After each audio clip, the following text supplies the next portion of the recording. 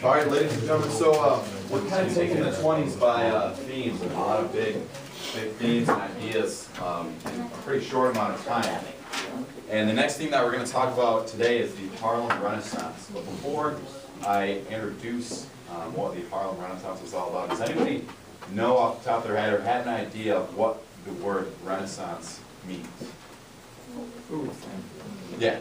It's like, I don't know how to explain it, it's like old-timey type, it's like, Okay. never mind. Spencer, you got anything to add? Without looking it up? Yeah, no, I had a whole thing right Oh, yeah, Go ahead. Isn't it like kind of, I don't want to say celebrating, but it's kind of like doing something and making it look like it's from the past? Yeah, Or kind of, it's kind of like a celebration. I heard somebody else. Anybody? Was this what Yeah. everyone was like? It's that reawakening that really fits the definition of Renaissance of any kind. I mean, you've probably heard of like the European Renaissance. It's basically a reawakening, a rebirth, a revival of some type of culture in a variety of ways through music, art, architecture, sports, celebrations, food, any aspect of culture that particular people feels is important to them. So the people in Harlem, which Harlem was a city in New York, that became a pretty happening place in the 1920s, had their own type of Renaissance. Now the people that came to Harlem, many of them were African Americans. Up until the Civil War, most of the African American population was concentrated in the southern states, obviously from slavery, on slave settlements. And after the Civil War and the Emancipation Proclamation, don't worry about getting all this stuff down. Slaves were obviously free, and many of them migrated north to the northern cities. This whole idea of leaving the southern settlements of slavery and going north to the cities is known as the Great Migration. All right, so that's something that you'd want to jot down. Want to know that the Great Migration was the movement of African Americans from their settlements in the south to the northern cities. They also went west as well. You can see New York, Philadelphia, Baltimore, Detroit, Cleveland, definitely some of the cities that we've already mentioned with our theme in Prohibition. Now, why do you think many of these African Americans moved up north? To get away from like the racist people.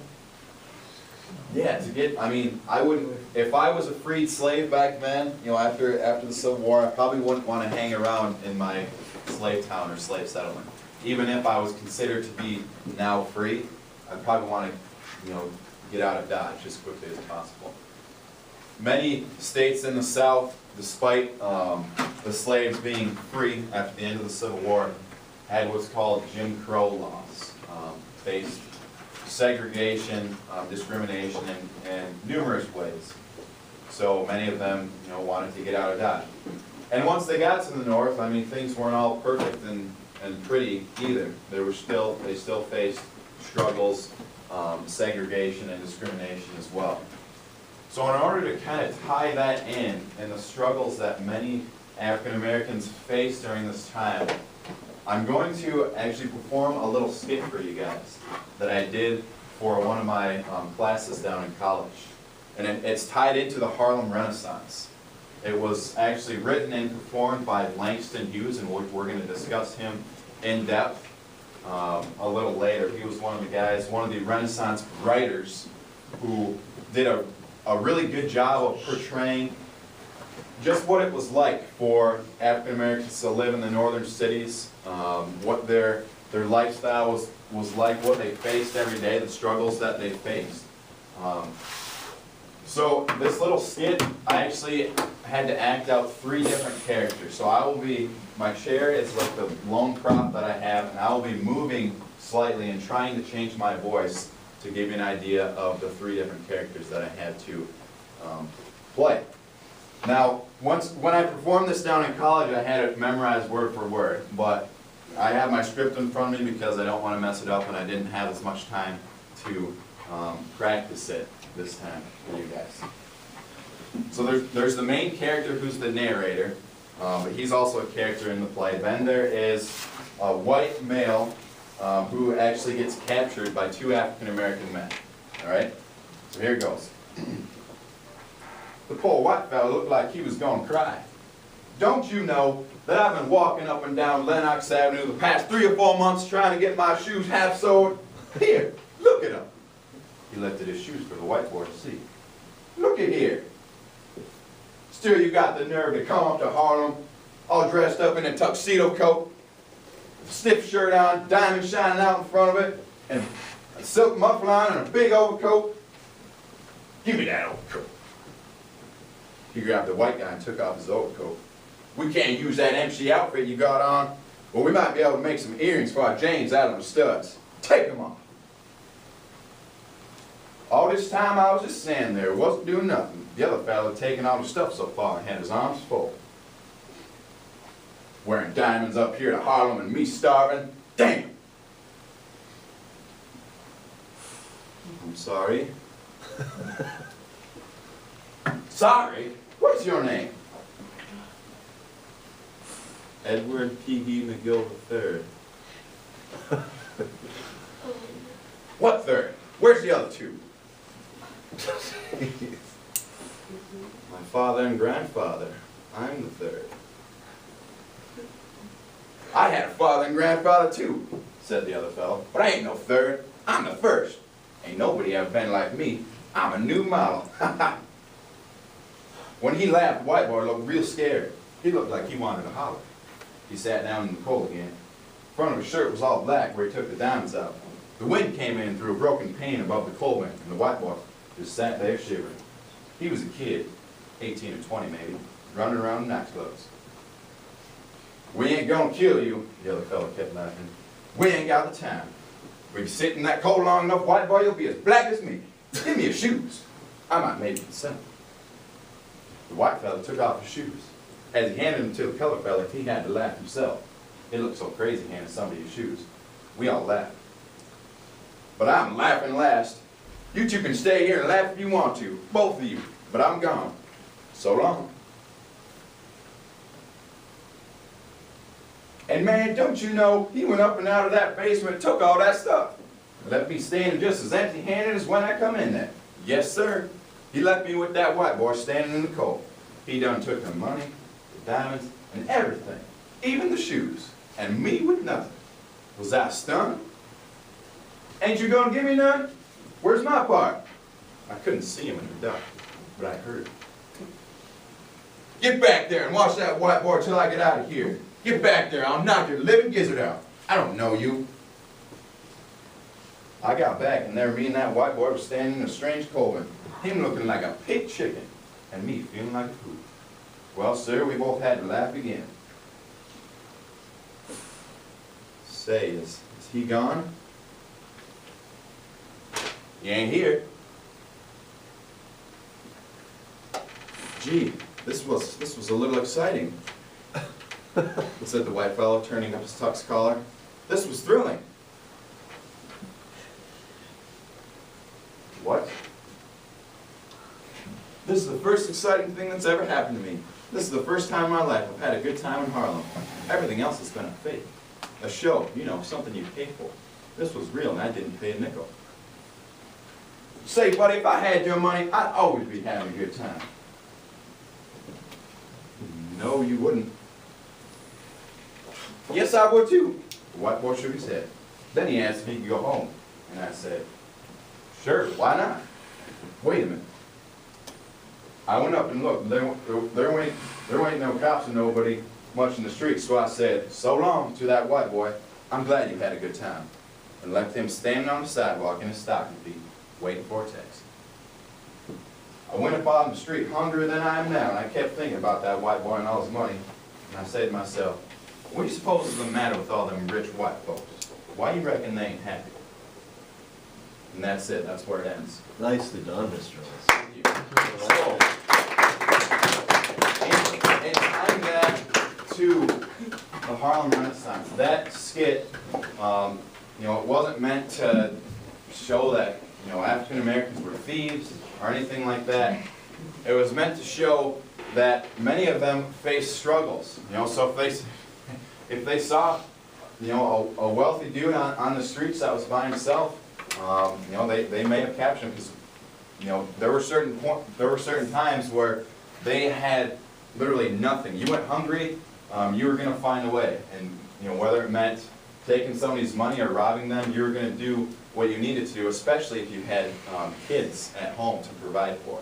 So that's why I wanted to kind of tie that into the Harlem Renaissance and just what it was like for many of the African Americans who, you know, didn't have the establishment, they didn't have that launching pad that many other people, many white people did.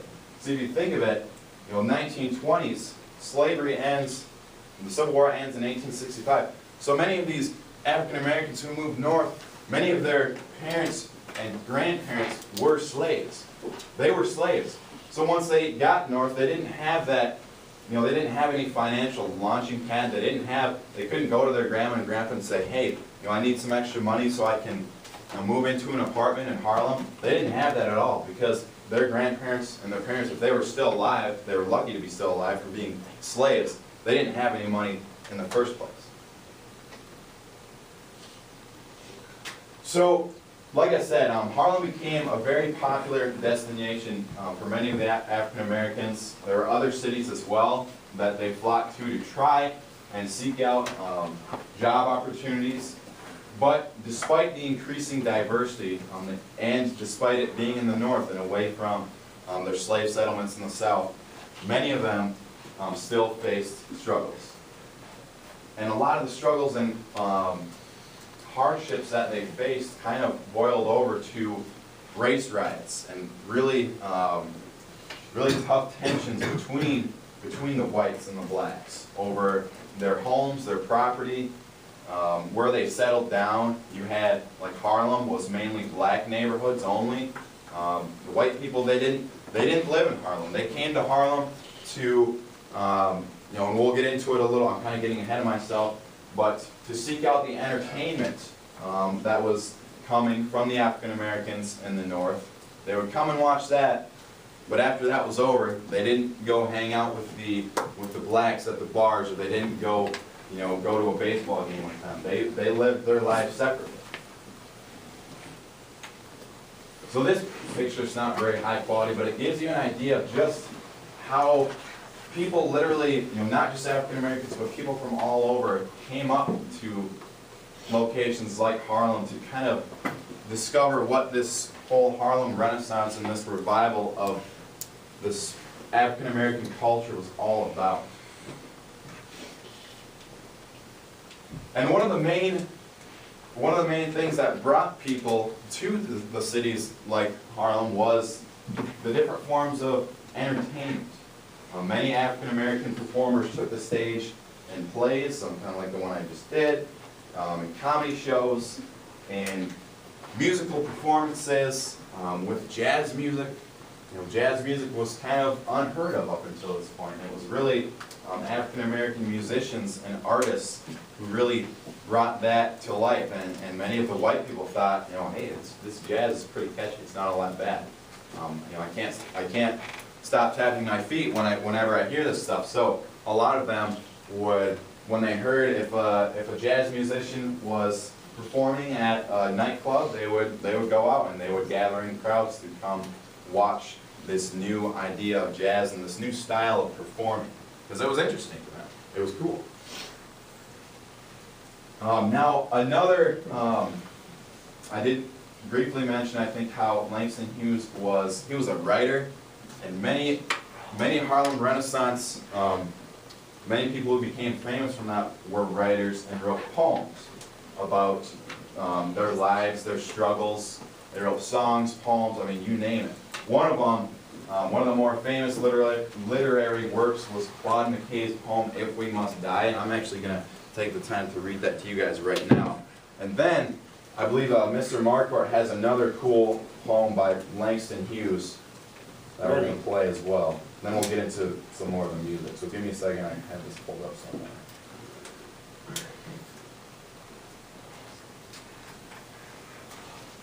Okay, so this is by Claude McKay. If we must die, let it not be like hogs, hunted and penned in an inglorious spot, while round us bark the mad and hungry dogs, making their mock at our cursed lot. If we must die, oh, let us nobly die, so that our precious blood may not be shed in vain, then even the monsters we defy shall be constrained to honor us, though dead. O kinsmen, we must meet the common foe. Though far outnumbered, let us show us brave, and for their 1,000 blows, deal one death blow.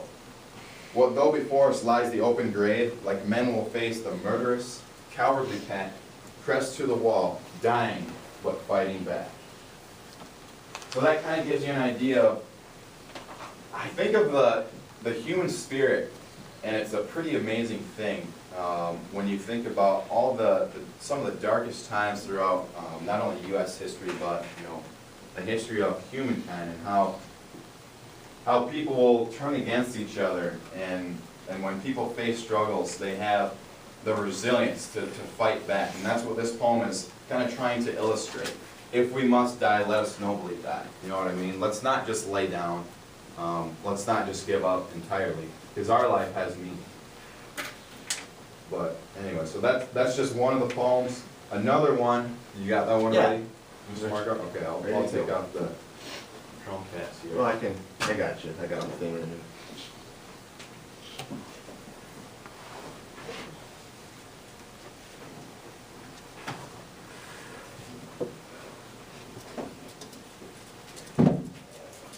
Okay, want me to just play it? Yeah. Okay.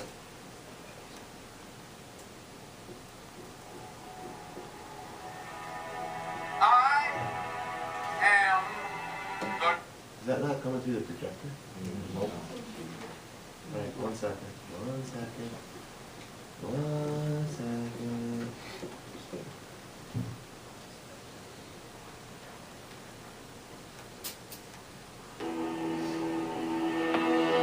I am the darker